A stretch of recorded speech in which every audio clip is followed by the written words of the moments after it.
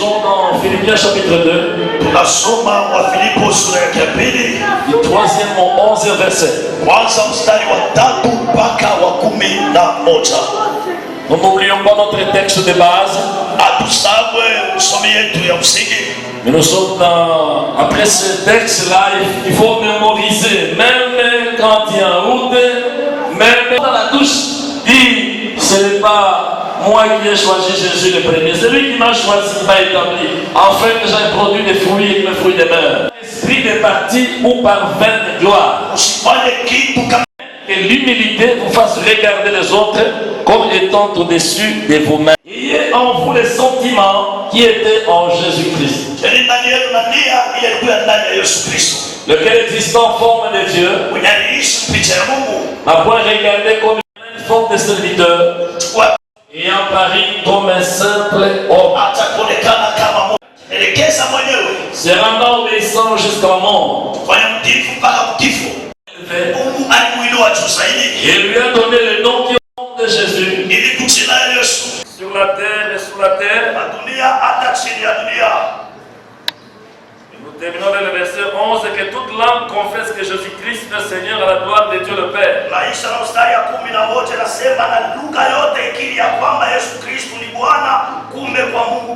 Est-ce que quelqu'un peut acclamer le Seigneur?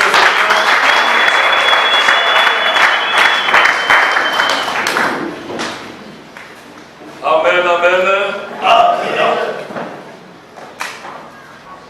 Encore un secret. Tous les messages qui nous sont donnés sont des secrets pour nous aider à être productifs à la gloire de Dieu.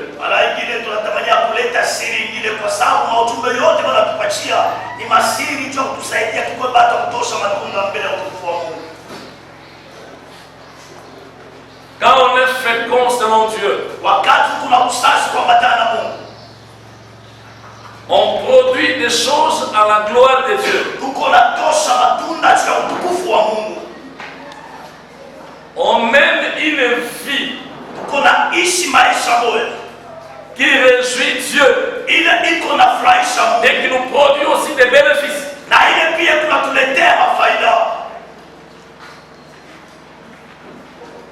Le monde peut dire que tu es productif. Parce que tu as 5 hectares où ton champ a produit et que tu as reçu vraiment ta moisson.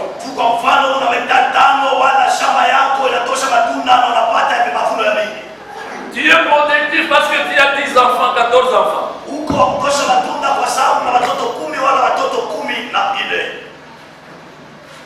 Ça, c'est ça le monde. Il n'est pas dit que Dieu ne veut pas que nous ayons des champs, que nous ayons des choses qui évoluent, des entreprises qui marchent, et beaucoup d'enfants et consorts.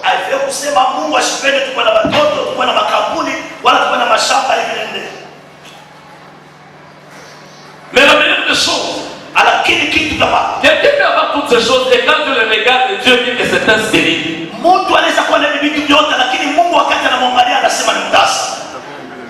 Est-ce que tu peux dire amen bien? Amen.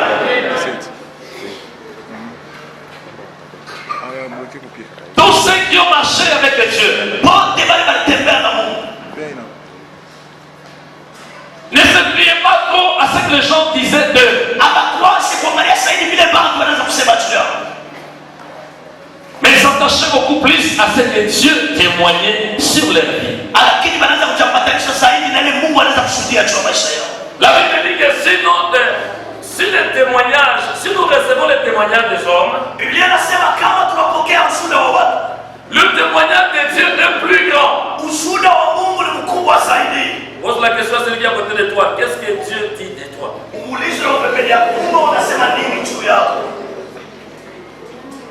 Laisse-moi te dire. Il peut arriver que ta conscience te trompe.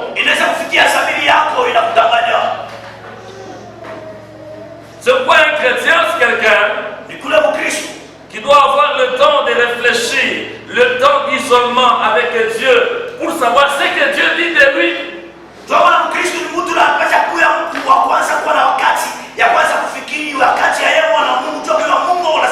Seigneur, est-ce que tu es content de moi maintenant? Quelle est ma température devant toi? Est-ce que ce que je fais ici te plaît?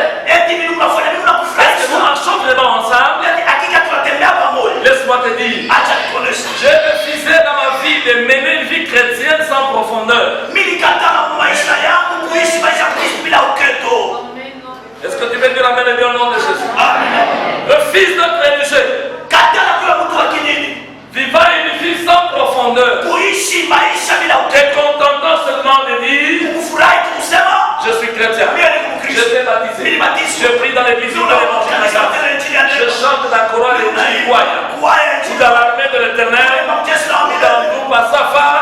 Bon, moi ici, chaque dimanche je suis là, je ne m'exalte pas, même le pasteur connaît que je suis zélé, ce n'est pas mon fait. Mais ce qui est mieux, qu'est-ce que Dieu dit de toi? Parce que tout ce que tu dis là, c'est toi qui parles de toi. Mais dans les fonds là, qu'est-ce que Dieu dit de toi? Écoutez, Jésus n'a pas négligé l'opinion publique sur lui, ni même pas l'opinion de son père sur lui. Est-ce que tu peux dire amen bien au nom de Jésus? Amen, amen. Et un jour même les disciples ont reçu le témoignage de Dieu sur Jésus.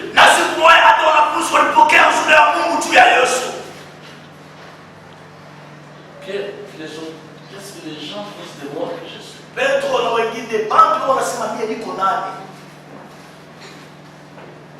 Ils ont dit non, les uns disent que tu es Jérémie,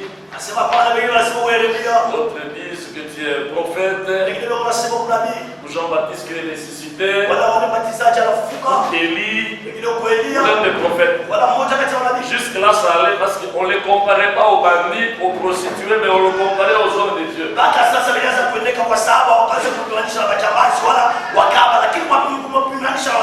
Qu'est-ce que les gens aussi disent de toi qui tu es? Ils te comparent à qui? Il ne faut pas négliger ça. C'est très important. Est-ce que tu veux dire la même Dieu? Après leur dit, vous qui dites-vous que je suis? Et Pierre te dit, tu es le Christ, le Fils du Dieu vivant. Jésus lui dit que ce n'est pas le sang et la chair, ce n'est pas l'homme, ce n'est pas ta propre personne qui t'a enseigné ou révélé cela, mais c'est mon Père qui est dans le ciel. Ce que tu dis là, c'est le témoignage de mon Père au travers de ta bouche.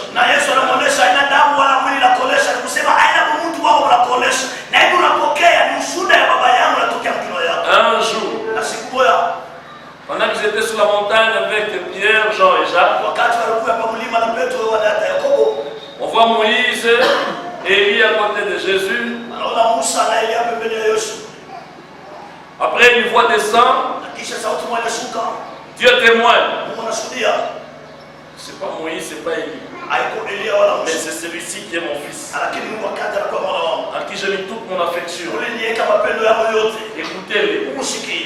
Pierre a entendu ça, Jean a entendu ça, et même Jacques a entendu ça. Et lorsqu'ils sont descendus de la montagne, ils sont allés dire à leurs amis ce qu'ils ont entendu. C'est pourquoi Pierre dit que tout ce que nous témoignons ici, ce sont des choses que nous avons vues, que nous avons entendues, et que nos mains ont palpé. Est-ce que tu veux dire amen avec conviction?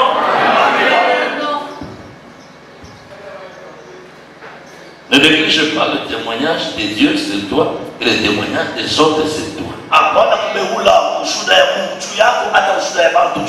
Mais ce qui est vrai aussi, parce que la Bible dit que tout homme soit reconnu pour menteur et Dieu sait pour la vérité. Il arrive que l'homme peut dire des faussetés sur toi pendant que tu n'es pas dans ce camp-là.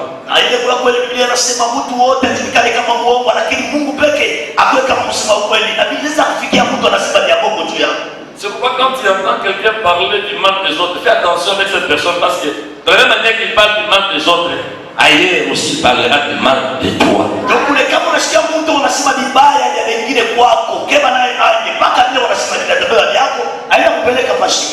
Et faites attention surtout aux gens qui parlent du mal des hommes de Dieu. L'internet aujourd'hui peut te salir, te faire entendre une voix qui est la tienne, mais des paroles qui ne sont pas les tiennes pour dire que Dieu a dit afin de détruire ta vie et ton ministère, parce que le diable est d'abord dans le cas.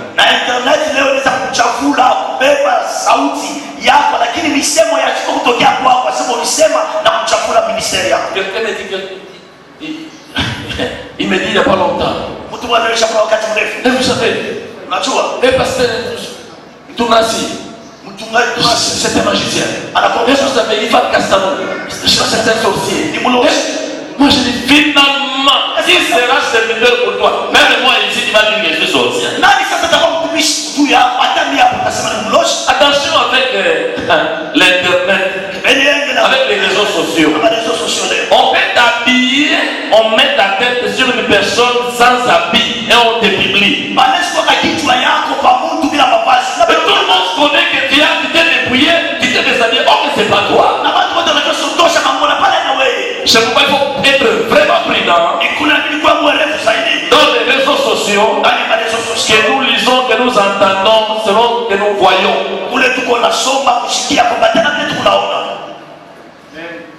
On parle d'un terme ou un sous-terme comme vous allez l'appeler ce matin. Nous l'avons intitulé comme suit: le Dieu des responsables. Il y a celui qui est à côté de toi, les dieux des responsables.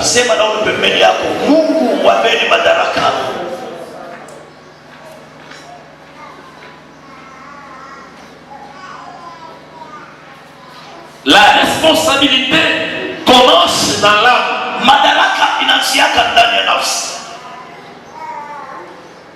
C'est vrai que l'homme peut sentir le sens, la responsabilité. Je dis à tous les parents, formons nos enfants à être responsables. Je vous dis la vérité, ils n'échoueront pas dans leur vie. Parce que Dieu est le Dieu des responsables. Est-ce que tu peux te l'amener au nom de Jésus? La Bible dit instruire l'enfant selon la voie qu'il doit suivre. Et quand il grandira, il ne s'en détournera pas. Soyez bénis au nom de Jésus. Amen. Les dieux des responsables. Voyez bien que toutes les personnes que Dieu a établies dans la Bible, Dieu a fait d'eux des responsables. Il les a d'abord aidés à comprendre leurs responsabilités. Et après cela, après qu'ils aient grandi dans l'esprit de responsabilité,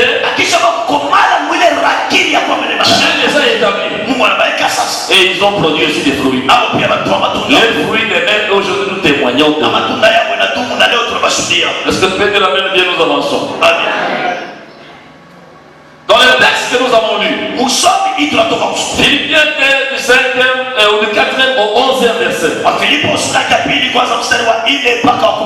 Paul, poussé dans le Saint-Esprit, écrit aux Philippiens et leur dit: et chacun de vous, lieu de considérer ses propres intérêts, considère aussi ceux des autres. C'est-à-dire,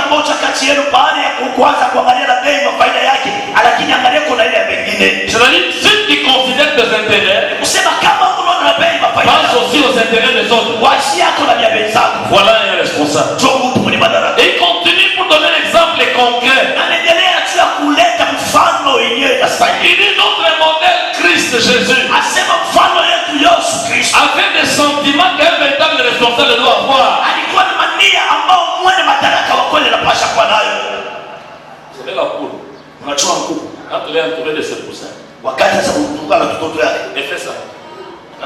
Après, quand elle picote, sur le poussin, ici où je picote, il y a quelque chose. Vous pouvez aussi picoter quelque chose, manger quelque chose.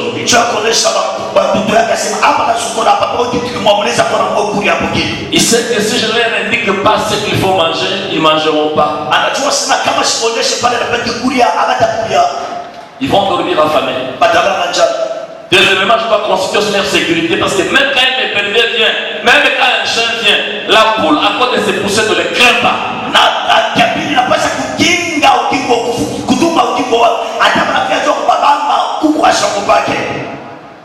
Il en fout le sentiment qui était en Christ. Le sentiment d'un responsable. Cela a fait que Dieu a trouvé son compte dans le service de Christ. Son compte, donc, ses intérêts. Et après, quand Dieu a trouvé ses intérêts, Jésus aussi a trouvé le sien. Laisse-moi te dire, quand Dieu ne trouve pas d'intérêt dans ce que tu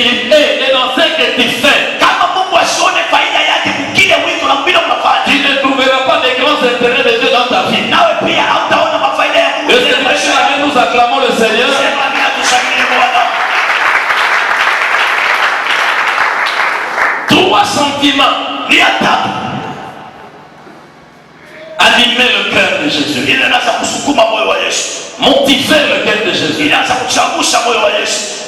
Et dans ce sentiment-là, Daniel maneno, l'objectif de Christ, shamba ya Kristo c'était d'attirer le regard de son Père vers lui. ilikuwa kukokota ngalisho ya baba yake kwake.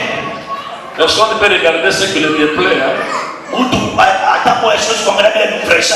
Tout le monde aime fixer ce regard sur ce qui lui plaît. Mtu wote anatamani kuangalia bila kumfurahisha. Et Jésus cherchait dans son cœur à voir qu'est-ce qui peut plaire à mon Père. Na Yesu anatafuta moyo wake kujua nini inaweza kufurahisha baba yake. Alléluia. Amen.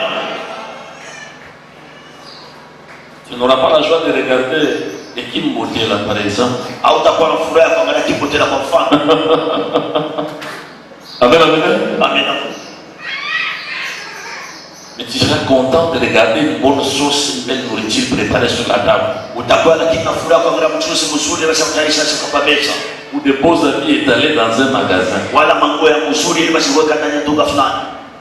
Il y a aussi quelque chose qui sait attirer le regard de Dieu sur ta vie. Na kuko pia kitu kimoja kinachokokota ngalisho kwa maisha yako. Dieu a dit à Samuel, Mwana sana Samuel. l'homme regarde ce qui frappe les yeux. Mtu anaangalia kile anapika kwa macho. Et Dieu voit le cœur. Lakini Mungu anaona. Le cœur est le siège des pensées et des sentiments. Moyo inakuwa ni makao ya mania hata ya mawazo. Alléluia. C'est là, à partir de là que Dieu peut juger quelqu'un. Kupitia kule Mungu anaamua mtu. Qu'est-ce qui te motive dans ce que tu dis? Qu'est-ce qui te motive dans ce que tu fais? Nini unakusukuma mbele unasema na nini unakusukuma mbele unafanya? C'est ce qui attire l'attention de Dieu. Na nini ndio unakokota ngalisho yako? Quand quelqu'un met donner les offrandes, Hata kama mtu anafanya kwa Dieu commence par regarder son cœur. Mungu anaanza kuangalia moyo wake. Mais quand quelqu'un fait faire service de Dieu, Hata wakati Mungu anafanya Dieu commence par regarder son cœur. Mungu anaanza kuangalia moyo. C'est parti de son cœur. Kutokea Que Dieu le juge. kule Mungu anafanya. Pourquoi il juge selon sa justice? Kule wanaamua kwa matana wake wake. Et Paul dit, Na Paulo anasema tout est à nu. yote kwa wazi. Donc ça c'est l'épître aux Hébreux qui nous parle de ça. L'épître aux Hébreux. Hii ni mbarua ya Waebrania. Tout est à nu et à découvert aux yeux de celui à qui nous devons rendre compte. Yote iko wazi hata ya kufumulika kwa macho ya ule tunapaswa kwenda kufanya hesabu. Trois sentiments. Maana tatu. À aimer le cœur de Christ. Ile inaweza kusukuma moyo wake. Et à faire de lui un véritable responsable. Anafanya kuya mwenye madaraka. Et cela lui a attiré de grandes bénédictions de Dieu telles que nous les avons lues. Na ile mkupotea mabaraka minene ya Mungu vile tunasoma. Un, Ya kwanza, Dieu lui a rendu son nom grand et plus grand que tout nom. Mungu anafanya jina yake kuwa mkubwa hata mkubwa kuliko majina yote. Il lui a donné le nom qui soit supérieur à tout autre nom, passé, présent et futur. Alimpatia jina yenye iko juu ya majina yote, majina za kuyaka ile iko hapo na ile takuyaka. Plus grand que le nom de tous les rois, plus grand que le nom de tous les anges, plus grand que le nom de tous les archanges. Na ikuwa jina iko jina mkubwa kuliko majina ya mifalme yote, kuliko majina ya malaika wote, hata viongozi wa malaika. Il a souverainement élevé. Alimuinua juu zaidi. Selon qu'il est écrit, Kwa matana vile na mon serviteur prospérera. mtumishi wangu Il atasema montera, atapanda. il se lèvera, il se lèvera bien haut. Atainuka yule zaidi. Troisièmement, Kitu ya tatu. Dieu a fait fléchir devant lui tous genoux. Mungu alivunja mbele yake goti yote. Cela veut dire, Kusema et le ciel, hata et mbingu, la terre, hata dunia, et l'enfer, hata devu voient leur soumission à Jésus. inapeleka utifu wao kwa Yesu. Il a reçu tout pouvoir. Pokea mamlaka Dans les cieux, sur la terre, et sous la terre. Je suis acclamé ce jour à J'acclame à moi, le plus grand de tous les rois qui puissent exister. Kwa wafalme wote wanaweza kuyako. À cause de trois sentiments. Juu ya maneno tatu. Le premier sentiment, c'est le sentiment d'humilité. Ile ya kwanza hii ya kulishusha. Écris bien cela. Andika mzuri. Amen, amen. Amen. L'humilité. Kulishusha. Comment on définit l'humilité? Mrakani wanatuonesha kulishusha. Dans Philippiens 2, verset 4, 3, on dit ceci. Wafilipo sura ya pili mstari ya 3 wanasema hivi. Ne faites rien par l'esprit de parti ou par vaine gloire. Msifanye kitu juu ya kuwa na sehemu mwa fulani ya kutegemea wala juu ya utukufu ya Et que l'humilité vous fasse regarder les autres comme étant au-dessus de vous-même. lakini mnyenyekevu mfashishe mwanzo kuangalia bei zenu saba na mipita. Amen, amen. Amina. C'est ce qui a fait que Christ, au verset 5, 6, Ile nafanya Kristo mstari wa 6. avait dit qu'il existait en forme de Dieu. Biblia inasema anaweza kuishi picha. Il avait en lui la plénitude de la divinité comme dit la Bible. Alikuwa ndani yake na mtele wa Mungu vile Biblia Il inasema. était 100% homme et 100% Dieu. Alikuwa mia kwa mia mtu hata mia kwa mia Mungu. Mais il n'a pas trouvé cette divinité comme une proie à arracher avec son père. Asikuangalia huyo Mungu sa kitu moja kufia na baba yake. C'est pourquoi il pouvait dire à ses disciples, Unangesema na wanafunzi, le Père est plus grand que moi. baba eko mkubwa kunipita. L'humilité de Christ Unyenyekevu wa Kristo a élevé la grandeur de son Père. ilinua mkubwa wa baba yake. Le sentiment d'humilité Hiyo nia ya unyenyekevu élèvera Dieu dans ton cœur. itainua Mungu maisha moyo wako. Amina. Le sentiment d'humilité Nia ya unyenyekevu élèvera les valeurs de Dieu, même les valeurs des hommes dans ton cœur. itainua mabei ya Mungu hata mabei ya watu moyo wako. Une personne humble ne saura jamais mépriser une autre personne. Mtu wa kujishusha asitajua kama kubeula mtu mwenzake. Il dira comme Paul, Atasema kama c'est que je suis, hein. hiki niko Je ne mimi. pas par mes efforts, Haina kwa nguvu ya par la grâce de kwa Dieu. neema ya Mungu. Je suis ce que je suis. Niko hiki niko. Alléluia. Amen. Si les gens peuvent parler du bien de moi, Kama tunaweza kusema kwa misuli c'est lui qui a fait de moi ça. kula nifanya C'est Dieu. ni Mungu. L'humilité élève la grandeur de Dieu Nyenyekevu unainua ukubwa wa Mungu. et permet que nous puissions, même par nos actes et nos paroles, manifester que Dieu est grand. Inaruhusu kwetu tuanze kuonesha hata kupitia matendo hata misemo ya kwamba Mungu ni mkubwa. Dieu aime la gloire et il la mérite. Mungu anapenda utukufu na anastahili. Amen. Est-ce que tu peux dire la même chose au nom de Jésus? Amen. Il aime la gloire Anapenda et il la mérite. na anastahili utukufu. Alors quand quelqu'un donne à Dieu la gloire, Na kama mtu anapeleka kwa Mungu utukufu, je le mets Dieu à sa place et il manifeste l'humilité. anaweka Mungu kwa nafasi yake na anaonesha unyenyekevu. C'est un premier sentiment des adorateurs, l'humilité. Inakuwa nia ya kwanza ya baadaye unyenyekevu. Il y a des personnes qui ont même des problèmes pour se faire fléchir les genoux, adorer Dieu à genoux, et à la maison et à l'église, c'est un problème. Mbaki kuna mambo hata kwa magoti kwa Mungu kwa kanisa kwa kunyumba kwa ni mambo. On a qu'il y a quelqu'un quelque part qui souffre des gouttes et qui ne sait même pas bien marcher à cause des gouttes qui touchent ses genoux. Mais toi, tes genoux sont à bon et fort, mais tu le refuses pour le Seigneur. Hata mtu fashi kwa fulani leo unateswa na magoti kwa Mungu ashirata kuitwa. Lakini yako kumshima unakataa kutoa maji ya Bwana. Tu sais que c'est de l'orgueil. Unajua si kiburi. Réponds-toi de ça. Ndugu tuelewe. Pendant que je parle ici dans ton cœur, dis Seigneur, pardonne-moi. Hapa kuna Je sema suis de cette catégorie de gens orgueillés qui ne savent même pas fléchir les genoux devant toi. hapa kuna sema moyo wako Mungu nisamehe kwa sababu kati wale watu wa kiburi ambao kwa mataka magoti mbele yao.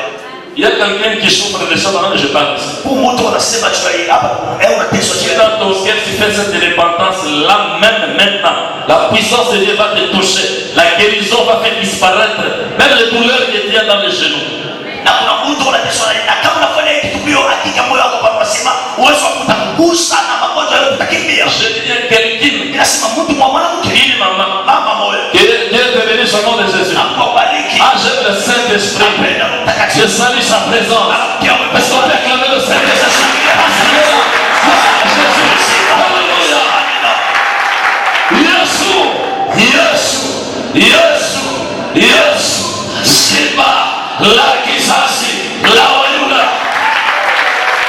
Une personne humble fait élever la valeur des autres et non les diminuer. Mtu wa kujishusha anachukua kuinua mabei ya wengine hapana kubabeula. La médisance et la calomnie, Mtetano na mashimano ce sont les résultats de l'orgueil. inakuwa ni matokeo na matunda. Tu parles en mal des autres, Unasema vibaya, tu salis les réputations, unachafusha que ce soit vrai ou faux. ni kweli ya kweli wala vibaya. Est-ce que Dieu t'a mandaté de faire ça? Eti Mungu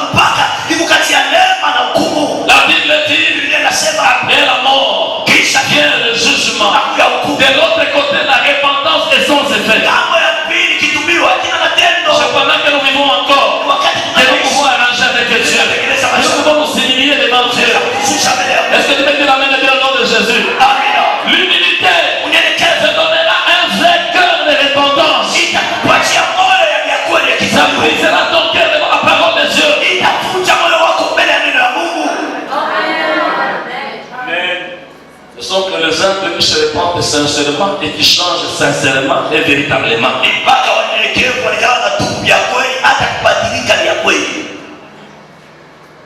Parce qu'ils savent que Dieu n'est pas seulement un Dieu miséricordieux, mais c'est aussi un feu dévorant.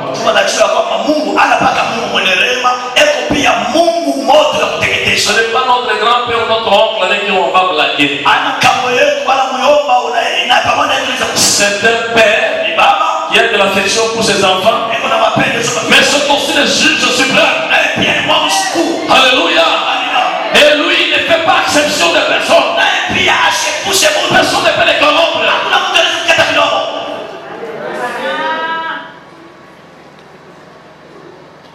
Humilité. Alors le premier sentiment qui animait le cœur de Christ. Tous ceux qui ont servi Dieu, que Dieu a apprécié dans la Bible, c'était des personnes humbles. Alléluia. Amen, amen. Dis à celui qui est à côté de toi, je vais beaucoup travailler sur l'humilité dans ma vie.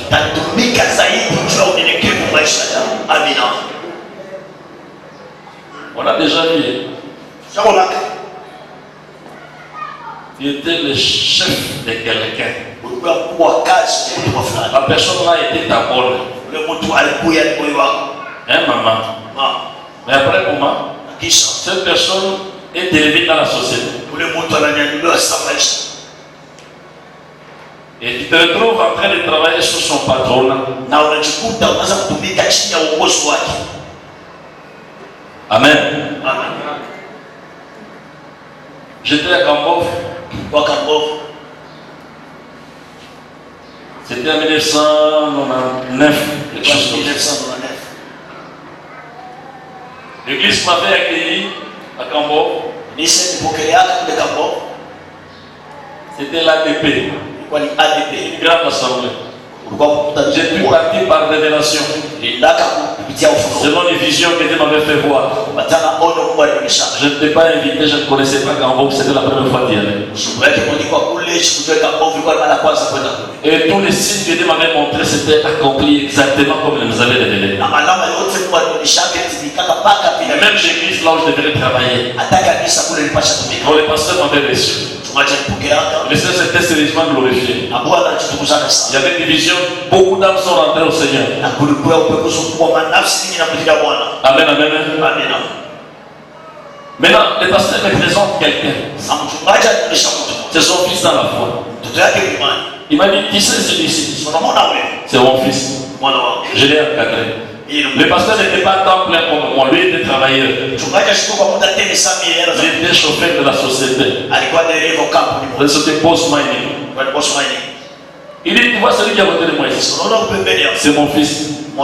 Je l'ai amené au Seigneur. Je l'ai baptisé. Je l'ai encadré. Il était chômeur. Je lui ai donné des ordres. Et dans l'église, je continue à donner des ordres jusqu'à maintenant. Mais quand on est au service, lui est mon chef. On l'a engagé. Il est mon chef au service. Et là, je fais semblant. Comme si je ne suis pas son pasteur. Je me soumets. Parce qu'au service, il est mon chef.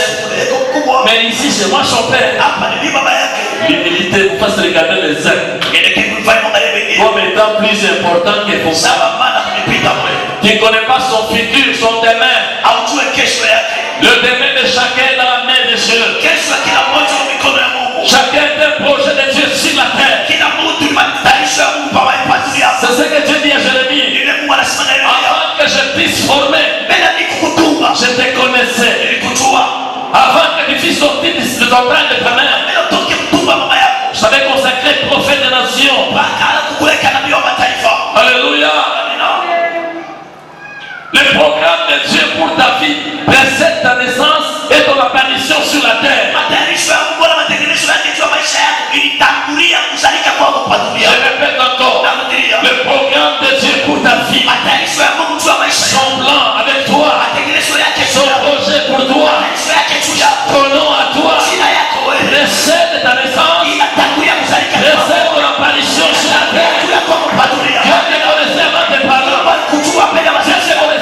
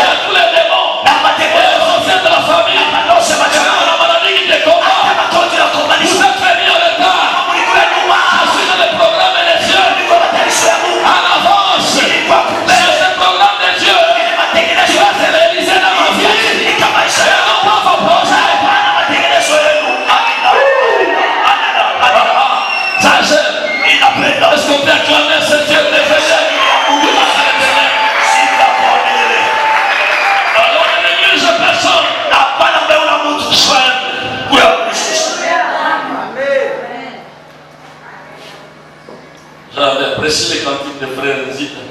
Nilitapata zaidi Mungu wa Nzita. Elle dit kanganga photo. Asema nipige picha. Mon anga bien. Nione msuri. Lobi. Kesho. Upendo na maboko. Tapiga mikono. Lobi. Kesho. Ukakamanga. Utanishanga.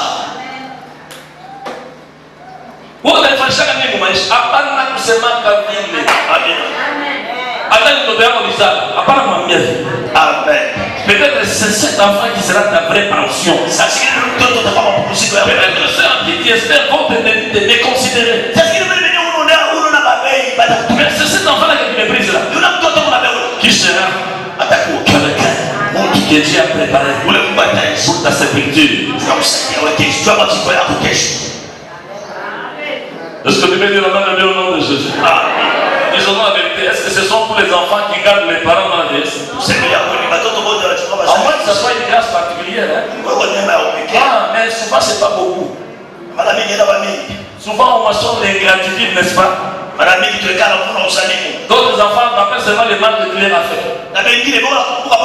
Donc, j'avais entendu une personne qui s'est dit maman akawa na monitor kaka pass na kulenge mwa kulenge usana tete kuna ndapota yata kukete asema mama yangu alichaka kwa mateso maisha yangu watu wa mwa mtazano shida mwangalia kata j'ai dit frère c'était une maman il t'avait quand même scolarisé alifundisha kwa masomo il t'avait quand même porté dans son ventre alikuwa kama mtu il allait se faire avec toi des nuits dans les hôpitaux alisoma na wewe mwa hospitali te nourrissait chaque jour anaweza kulisha kila siku parfois peut-être elle ne mangeait pas pour que toi tu manges. Ça finit à ce moment Tout ça, tout ça, et c'est ça la mission que Dieu t'a donnée aussi pour tes parents. Donc, si on va passer dans sa salle,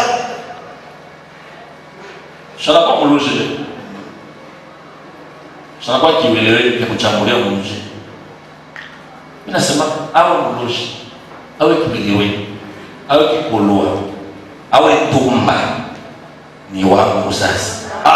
Ni wangu baba, ni wangu mama.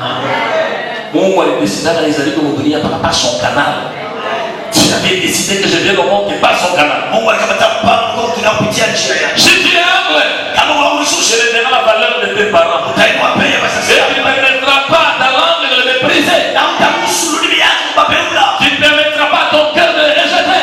Utamruhusu moyo wako batupa. Tu vas les aimer et les aimer jusqu'à leur dernier souffle. Mpaka wakati wa mwisho. Amen, amen. Amen. Pendant que ma mère vivait encore, Kati mama yangu anaweza kuishi. vous savez, elle avait connu cette maladie qu'on appelle Alzheimer. Même chez les blancs, se trouve la perte de mémoire. Najua tunataka hiyo magonjwa kupotesha akili hata masuku iko. Amen, amen. Amen.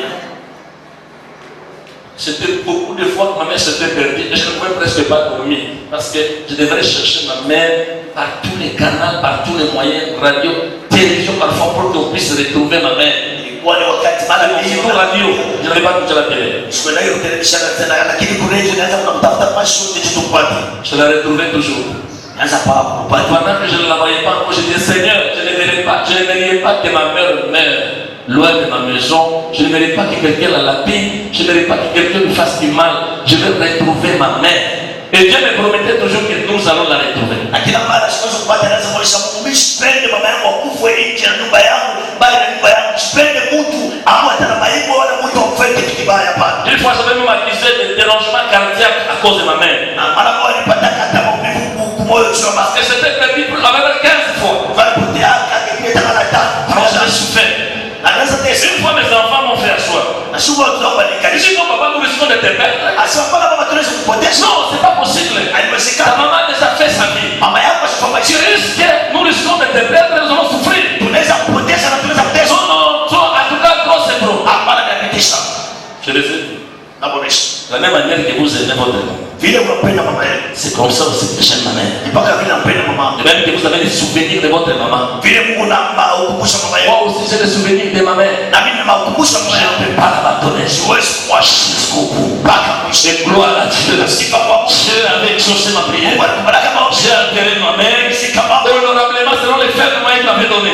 na heshima kupata na namna ile kwa Et nipatie. je n'ai pas manqué cette bénédiction d'honorer les parents, ça m'accompagne. Na usikose baraka kusikia kusikisha wazazi. Soyez bénis au nom de Jésus. Amen, amen. L'humilité fera que tu honores tes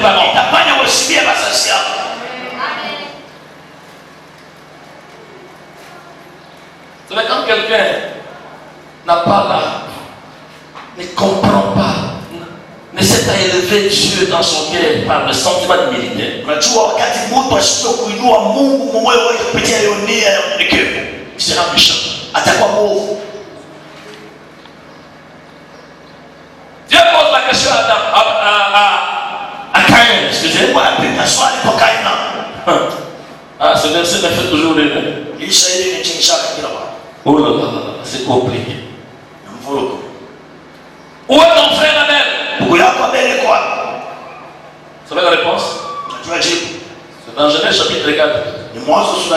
Le verset 9. L'Éternel dit à Caïn, où est ton frère Abel?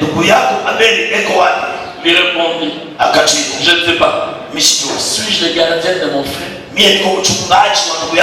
Laisse-moi te dire une chose. L'humilité fera que tu saches comment parler à Dieu. C'est pas toute prière de Dieu une chose. Ça, je vous dis la vérité. Et c'est biblique. Mais la prière des hommes, prière agréable.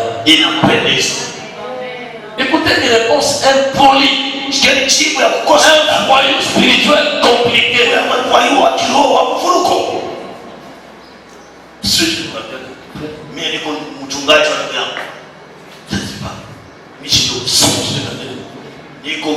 Il connaît ni la valeur de Dieu ni la valeur de son frère.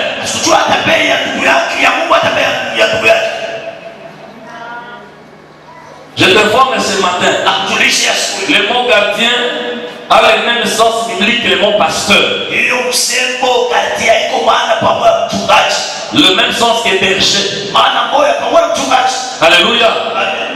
Laisse-moi t'informer ce matin. Si tu ne savais pas que ton frère en Christ, ta sœur en Christ, ton voisin, ton enfant, ton frère biologique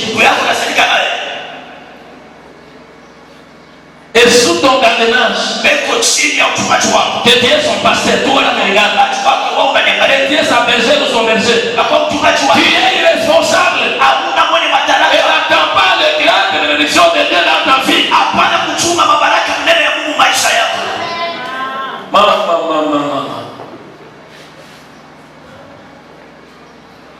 Écoutez, ce que tu peux faire pour quelqu'un pendant qu'il vit encore est beaucoup plus important que ce que tu pourras faire après sa mort.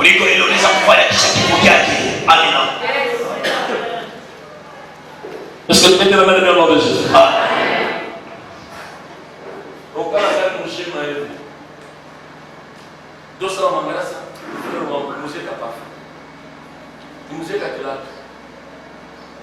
Frère, tu as financé. Il t'a contribué, je vais m'en faire. Amen, amen. Après sa mort, chaque fois.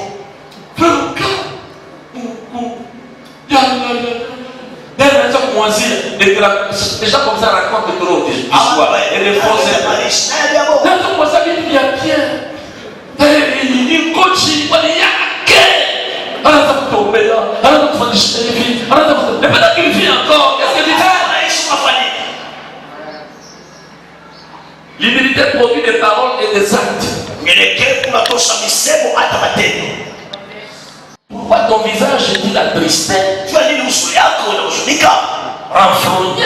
Si tu agis bien, tu vas lever ton visage. Mais si tu agis mal, le péché couche à ta porte. Mais toi, domine ce péché. Je pense qu'il était un dire à Dieu, que faudra-t-il que je fasse aussi pour que mon offrande soit agréée par toi, comme tu as agréé l'offrande d'Abel? Mais s'il n'avait pas consulté Dieu, qu'il n'était pas humble, la seule solution lui restait, c'est tuer Abel. Parce que quand tu as Abel, il a obtenu la faveur divine.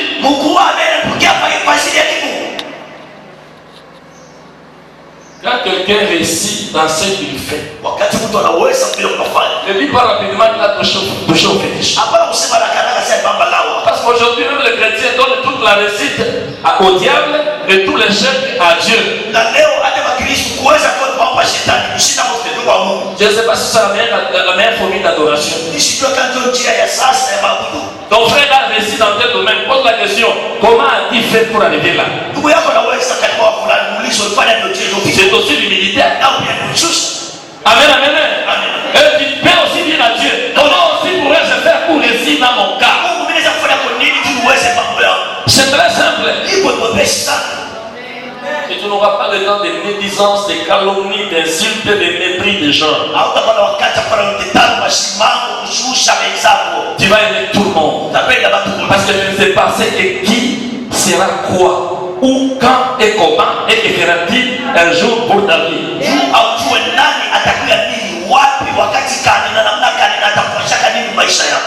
Est-ce que tu peux dire la même avec conviction?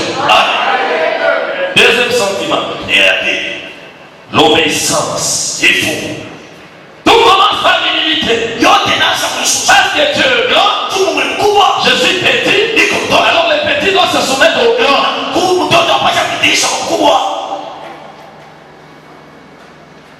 Amen, amen. Tout commence par l'humilité. Et de l'humilité, il y aura obéissance. Si Abraham n'avait pas reconnu la grandeur de Dieu dans un esprit humble, il n'allait pas suivre le Dieu qui l'a appelé et il n'allait même pas croire aux promesses que Dieu lui avait faites.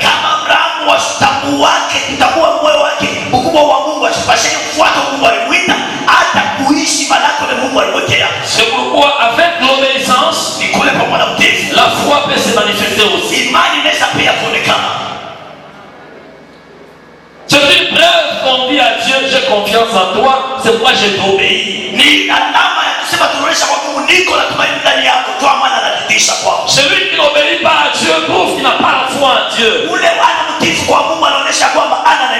La personne que Jésus avait publié, avait honoré ou avait témoigné sa foi, étant la plus grande de toute foi qu'il a rencontrée en Israël, n'était même pas un Israélite. C'était un officier romain.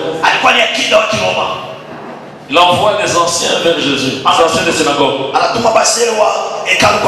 On va comparer aux anciens de l'église. Allez lui dire que mon serviteur, mon officier d'ordonnance, celui qui n'en met pas s'appuie, il est très sérieusement malade.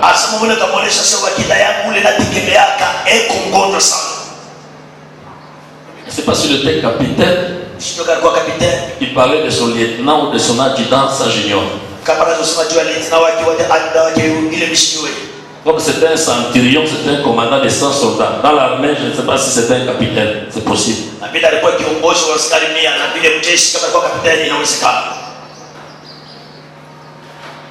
Pendant que Jésus s'est préparé pour se rendre chez lui à la maison, il a envoyé un autre messager. C'est que je ne suis même pas digne que tu viennes chez moi.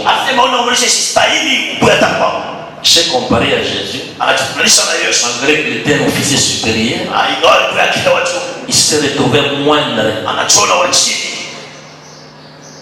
J'ai dit à ceux qui sont dans l'armée, respectez les hommes de Dieu. Amen, amen. Amen, amen. C'était un officier honorable. Mais il a dit, je ne suis pas digne d'approcher Jésus. Soyez bénis au nom de Jésus. Amen. Mais dis seulement un mot. Et mon serviteur sera guéri. Parce que moi qui te parle, je suis soumis à des supérieurs. Il y a des majors, des colonels, des généraux au-dessus de moi. Et j'ai aussi des soldats sous mes ordres. Moi-même, je suis soumis à mes supérieurs. Et mes subalternes aussi sont soumis à moi. Donc je dis à l'un, va, il va. Et à l'autre, vient et il vient. À celui-là, fais ceci, il le fait. Et à faire cela, il le fait. Toi aussi, dis un seul mot. Et Jésus a dit à Pierre et à tous les disciples, Na Yesu anasema na Petro na je vous l'ai dit en vérité, ameonyesha Mungu même en Israël, hata Israeli je n'ai pas trouvé une si grande foi. siyakuta imani mkubwa hivi. Le langage de ces messieurs, Misemo ya huyu ndugu de cet officier, ya huyu akina révélait qu'il y avait une interaction entre foi et obéissance. inaonyesha ya kwamba kulikuwa mapatano kati ya utifu na imani. Qui a foi obéit. Ule iko na imani ile Et humtia, celui qui a foi na ule una a imani commencé par être humble aliashia pombe pour voir la grandeur de qui lui donne l'ordre. ya kuona mkubwa wa mwenye anampatia Il oda. voulait dire à Jésus, Penda kusema na Yesu, comme je suis soumis à mes supérieurs, ile niko mtifu pale niko juu si yao. un inférieur ose se rebeller, Kama tuba chini yangu il anapima, ne va pas seulement faire à moi, mais aussi à mes supérieurs. hapa takuwa tu na mambo na vile, lakini wewe na mambo na vile. Pour dire que toi aussi, Jésus, Tunasema na wewe Yesu, comme tu es soumis à ton Père, ile uko mtifu kwa baba yako. tous les anges doivent obéir, tous les démons doivent obéir, toutes les maladies doivent obéir, tous les problèmes doivent obéir, la sérénité doit obéir, tout doit se soumettre à toi. Tunapata kwa mtifu kwa Oh, qui se met atumsema tu es aussi un commandant. pia mkamanda. Le mot Seigneur en grec c'est kurios, commandant, chef. Ni kule kusema Bwana mkigani maana yake kurios. Tu es aussi un commandant, Pia mkamanda. soumis à ton Père. Uko mtifu kwa baba yako. Tu es bon.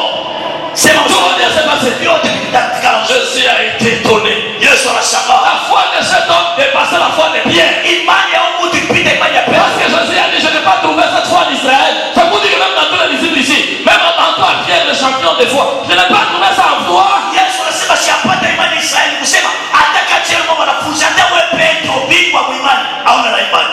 Là où il y a l'obéissance à Dieu, il y a la preuve, il y a la foi. Pale kwa utifu kwa Mungu pana alama ya kusema kwa imani. La Bible dit que la foi sans les œuvres Kule Biblia inasema imani bila matendo est comme un corps sans âme. iko sawa mwili bila nafsi. C'est une foi morte. Ni imani yenye kufua. Est-ce que tu peux dire la mélodie au nom de Jésus? Amen. Ajoute à ta foi l'obéissance. Ongeza kwa imani yako utifu. C'est quoi Christ, Kule en Kristo étant humble, wa il ulishuhudia a obéi à son Père alitisha kwa baba yake dans toutes choses. vitu vyote. Et qu'est-ce qu'il disait? Nini anaweza kusema? Celui qui m'a envoyé Mwenye alinituma est toujours avec moi. eko mpaka na mimi. Il m'a pas laissé seul. Asikuache peke Parce yako. que je fais toujours ce que lui a fait. Nataka vile unampendeza. Voilà un responsable. Tazama mwenye madaraka. Écoutez, Sikia.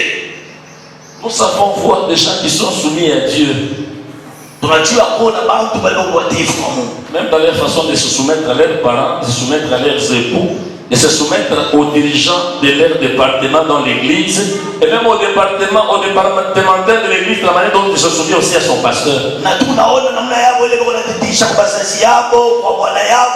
Tunaona tena wanatitisha viongozi wa kanisa na viongozi ndio tunaona vile wanatitisha kwa mchungaji. Les gens qui sont humbles et obéissants, Watu wale shusha watifu. ils savent aussi se soumettre aux autorités établies. Anajua pia kupeleka utifu wao kubali wenye madaraka yanayopangiwa. Amen, amen. Amen. C'est très important. Ya maana sana. Oh, j'ai oublié mon cache-nez là-bas. Sababu kashi yangu pale. Quand vous ne portez pas les cache-nez, vous ne vous soumettez pas aux autorités établies. Au vale kashi ni kusema mtishi. Mon cache-nez est dans mon sac. Kashi yangu iko sikoshi. Amen, amen. On interprète son cache-nez là. C'est pour qu'il soit libre de bien parler. Hein. Quand je vais mettre mon cache-nez. Pale tafuala. Ce qui est vrai. Ile vraiment. À moins que les autorités nous disent des choses contraires à la volonté de Dieu, là, tu n'empêcheras pas au poussin de sortir de l'œuf parce que tu es autorité. Là, on ne va pas obéir. Ule kama anataka kutupatia oda iko nje ya mapenzi ya Mungu. Ule tutaditisha bwana. Est-ce que tu peux dire amen bien parce que je dis la vérité? Amen, amen. Oh, nous avons établi notre constitution dit mariez-vous homme, homme, femme, femme. Je dis non au nom de Jésus. Tunaweka sheria, sheria yetu ya nchi nasema kwanza kuoana mwanamke mwanamume na mwanamume. Tunasema hapana kwa jina la Yesu. Parce que je suis pasteur, Mchungaji, je dis j'annonce dès ce maintenant que j'accepte le mariage polygamique dans l'église et les gens continuent. Si tu as une femme, pas ajouter une autre. Là, je te dis non, pasteur. na kadri mchungaji nasema utokea leo mimi naika kanisa kanisa mandoa ya kungoana mwana babii ba mingi kama unaamua uende kuongeza na mengine. Tu n'es pas établi, tu n'es pas soumis à celui qui t'a établi. Bala utitisha kwa mwenye alikuweka. Tu es orgueilleux. Uko wa kiburi. Et deuxièmement, na kabili. Tu es insoumis, tu n'as pas l'obéissance. Na utifu. Parce que lorsque Adam s'était rebellé pour désobéir à Dieu, les mouches qui lui obéissaient et les moustiques ont continué à lui obéir.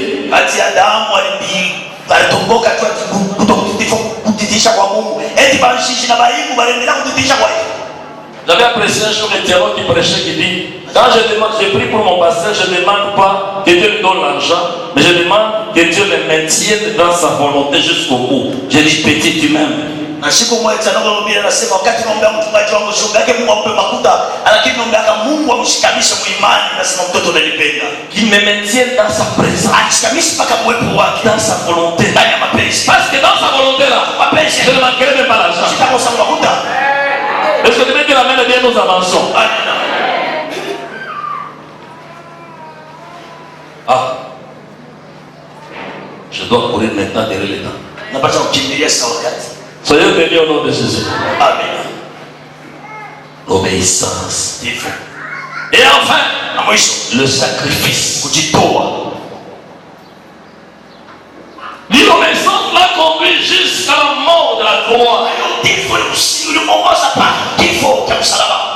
crois qu'il était appelé agneau de Dieu. Parce que c'était une vie de sacrifice qu'il a mené pendant ces 33 ans sur la terre.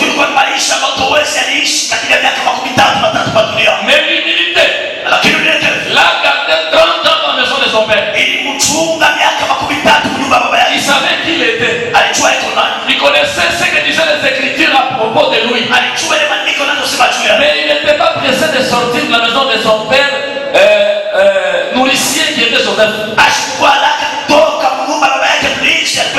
J'ai beaucoup apprécié le message de l'ancien Abraham la fois passée.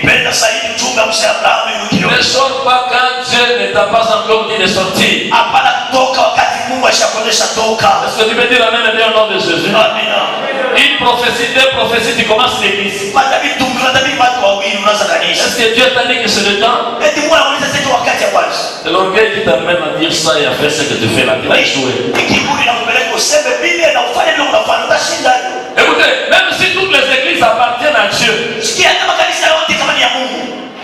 ils forment ensemble les corps de Christ, n'est-ce pas? Mais Dieu ne te voit pas dans toutes les églises. Est-ce que tu veux dire la main de Dieu? Dieu ne te voit pas dans toutes les églises. Il faut servir Dieu par révélation. Si Dieu te voit dans l'église, tu fais l'évangile de la grâce. Même si tu achètes une maison au golf, prends les véhicules, viens le dimanche ici. Au cours de la semaine, trouve une occasion, viens. C'est là que Dieu te voit.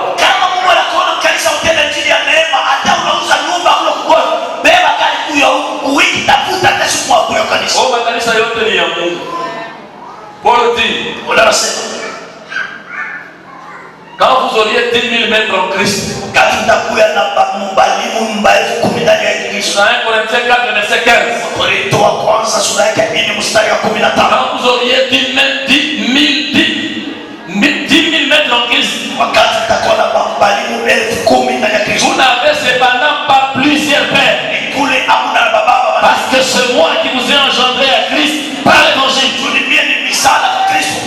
Est-ce que tu veux dire amen au nom de Jésus? Dieu ne te voit pas partout, c'est un Dieu d'ordre.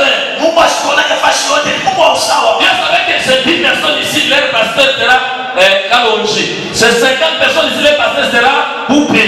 Ces 1000 personnes ici, leur pasteur sera Antoine. C'est comme ça avec Dieu.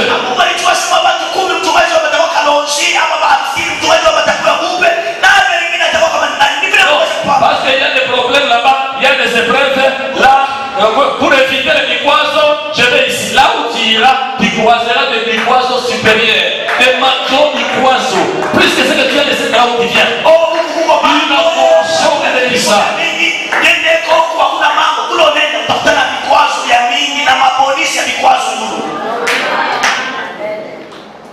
Sois à ton poste. Là où Dieu te voit. Fais ce que Dieu te demande de faire. Persévère dans ça.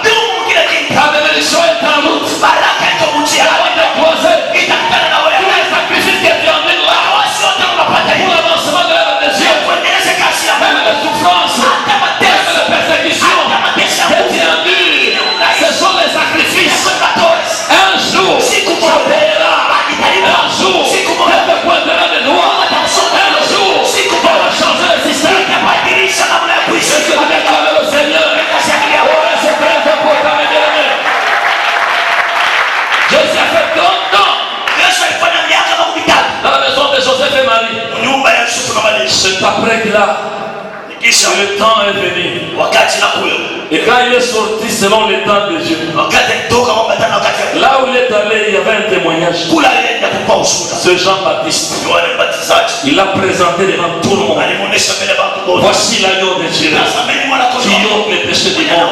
Si tu sors au temps de Dieu, Kama unatoka là wakati où tu vas, c'est Dieu qui fera ta publicité. C'est Dieu qui rendra témoignage de toi. atakusudia. C'est Dieu qui va t'honorer. Mungu atakuwasilisha. C'est lui qui me sert. Mon Père l'honorera. Si Dieu t'honore, Kama Mungu il va se déshonorer. Il va te mépriser. Personne. Ni le sang, ni le diable, ni le sorcier. Personne. Tu auras des combats. Mais Dieu te donnera toujours la victoire. Yesu. Aïe, aïe, aïe. Je t'en Yesu. Simba la kisasi la Wayuda.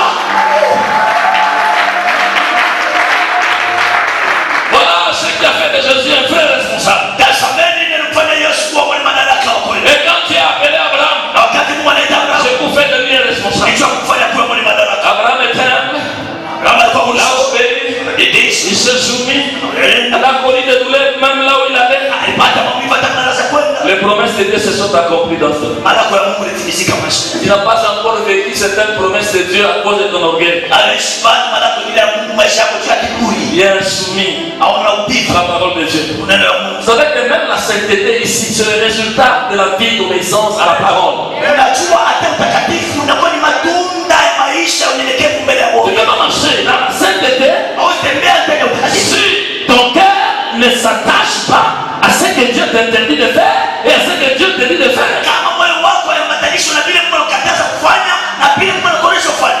Alléluia! C'est très important. Ni ya maana sana. L'humilité, Unyenyekevu. l'obéissance, Tifu. la soumission et le sacrifice. Hata maisha ya kujitoa. Il y a certains péchés que nous faisons comme on devant les hommes. Unajua kuna madhambi ile tunafanya mbele ya watu. Wewe kabulombe kuluma. Amina. Ulikosea. Naona conscience. Amaki haujui. Tunaweza kukosea Mungu aweza kuimana msalimia. Ulikuwa concentré mu telefone au jibu. Yana kuna maswali mengine na sura mu telefone. Après le téléphone. Kisha Il y a quelqu'un qui lui parle ici avec vivacité. Il est totalement attentionné dans cette causerie. anapeleka maisha yake kule. Nous avons il est concentré. C'est comme un petit bout de stomac. Il est beau. Bon, pardon, on ne sait pas si vous mais si tu sais que tu as fait du mal, pas de mal. Kama unajua sisi tunafanya baya au malongo msamaha. Tu as fait ce Dieu désagréable à Dieu. Fanya ile upendeze Mungu. Demande pardon, l'église. Au msamaha kanisa. Alors que je priais, Wakati naanza kwa quand je suis en retraite ici dernièrement, je suis sorti aujourd'hui matin. na nilikuwa sio kuchika maombi nyuma nyuma hapa nitoa leo asubuhi. Je dis à Dieu, Seigneur, révèle-moi Mshawana d'autres choses peut-être que j'ai fait, même dans le passé, vitu ile nilifanya sasa zingine hata qui mzuri. t'a offensé, Ile et bien même qui ne t'a pas glorifié. na nikutukuze. Amen, amen. Et je vais me dire quelque chose. Bwana nishakitu. Je vais demander pardon à cela devant l'église. Aleta roho usama mbele ya kanisa. Le fait de célébrer mon anniversaire ou l'anniversaire de mon épouse avec mon épouse de notre mariage dans l'église. Ile tenda usherekea hiyo Le Seigneur m'a dit en faisant cela, je l'ai offensé. Bwana alisema ufanye hivi ili msuluhishe. Les anniversaires, c'est dans nos maisons. Mais dans l'église, si depuis à la fin des cultes, un seul nom doit être élevé, c'est Jésus-Christ. Lakini mkanisa kwanza mwanzo mpaka mwisho jina moja linapata kutukuzwa ni Yesu. Je vous demande pardon parce que vous ne le savez pas. Na milomba usama. Dieu m'a dit pendant que j'étais en retraite que tu as péché, tu m'as attristé. Mungu alionyesha wakati nilipoenda maombi na sipo kufanya dhambi unihuzunisha. Donc malali nyingine tunasema pardon, je Mungu anashirikia mtaka kutosha. Juu yenu peut-être unaomba Mungu anakurudisha. Je me suis beaucoup repenti de ça. Na nilitubu sana zaidi. Apparemment, ça paraît comme si c'est pas un problème. Na kuonekana hivi msaada mama. Mais aux yeux de Dieu, Macho ya Mungu. Jésus sait. Yesu anajua. Nous sommes ici pour élever Jésus. Tuko hapa cha kuinua Yesu. Pour mettre Jésus à sa place. Tunamweka Yesu kwa Laissons après. Jésus d'abord. Alléluia. Amina. Est-ce que tu peux dire à celui qui est à côté de toi, tu as compris? Onesha pembeni yako. Unaelewa? Alors, sois un véritable responsable. Wewe mwenye madaraka wa l'humilité, huyo anakushusha l'obéissance, hivyo la vie de sacrifice, maisha kujitoa tu verras la gloire de Dieu. utaona utukufu Tous les jours de ta vie, maisha yako tu verras la gloire de Dieu. utaona